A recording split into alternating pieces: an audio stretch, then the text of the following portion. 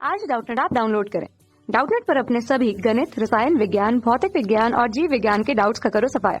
बस प्रश्न की फोटो खींचो, एक ही प्रश्न को क्रॉप करो और तुरंत वीडियो सोल्यूशन पाओ। अभी डाउनलोड करें। इस क्वेश्चन में हमें दिया है कि चित्र में एक ही धातु के दो चालकों की प्रतिरोधकता क्रमशः ρ1 ओम मीटर है तथा ρ2 ओम मीटर है। ρ1 और ρ2 के अनुपात का मान ज्ञात करना है। तो क्वेश्चन में हमारे पास दो चित्र दिए हुए हैं। एक की लंबाई क्या है 2 सेंटीमीटर, एक की लंबाई क्या है 4 सेंटीमीटर। उनका त्रिज्या क्या है r है और त्रिज्या इनकी r है।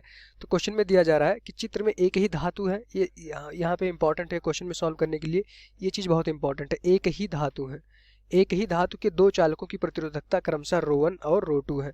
ρ1 एक ही धातु है जिनकी प्रतिरोधकता क्या है ρ1 ओम मीटर है और एक की क्या है ρ2 ओम मीटर है। तो क्वेश्चन में निकालना हमें ρ1 और ρ2 का मान निकालना है। हमें पता है कि जो प्रतिरोधकता होती है, प्रतिरोधकता किसी भी मटेरियल के लिए, किसी भी धातु के लिए क्या रहती है, बराबर रहती है।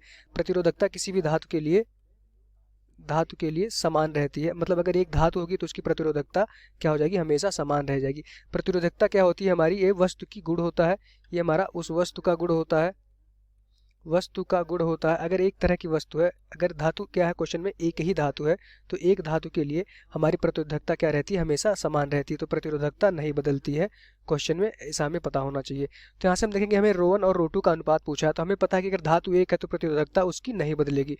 तो ρ1 और ρ2 का अनुपात यहाँ से क्या हो जाएगा 1:1 का। चूंकि प्रतिरोधकता उसकी दोनों की सेम रहने वाली है, क्योंकि क्या है वो एक ही धातु है।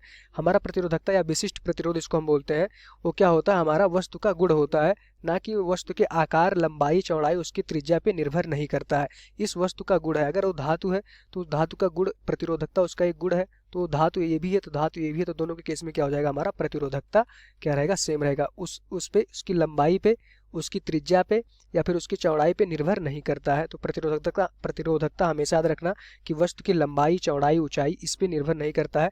ये प्रतिरोधकता क्या है हमारा, ये वस्तु का गुण है। हमेशा याद रखिएगा प्रतिरोधकता हमारा एक वस्तु का एक गुण है। और किसी भी एक वस्तु के लिए, अगर वो धातु है, अगर एक धातु है तो प्रतिरोधकता उसके लिए क्या रहेगी, हमेशा समान रहेगी, वो हमारा बदलेगी नहीं।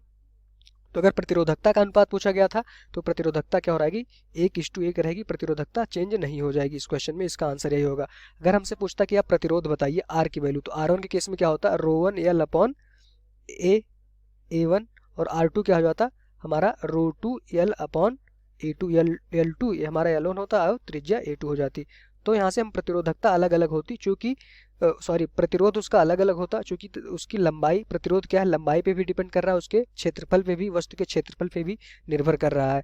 और वो ρ1 और ρ2 पे वस्तु के गुण पे भी निर्भर कर रहा है। वो ρ1 क्या है हमारी प्रतिरोधकता है, ये किस पे निर्भर करती है, वस्तु का एक गुण है। और L2 A2 क्या है, ये वस्तु के आकार और लंबाई और चौड़ाई है। तो यहाँ से हम देखेंगे जो हमारी प्रतिरोधकता है किसी भी वस्तु के लिए, अगर वो धातु है तो धातु के लिए, अगर वो धातु एक ही धातुओं को यानी दो वस्तु है तो उनकी प्रतिरोधकता क्या हो जाएगी, सेम रहेगी।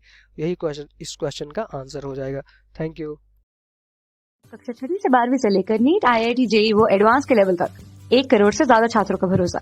आज ही डाउनलोड करें डाउटनेट ऐप या व्हाट्सएप करें अपने सारे डाउट्स 8400 400 400 पर।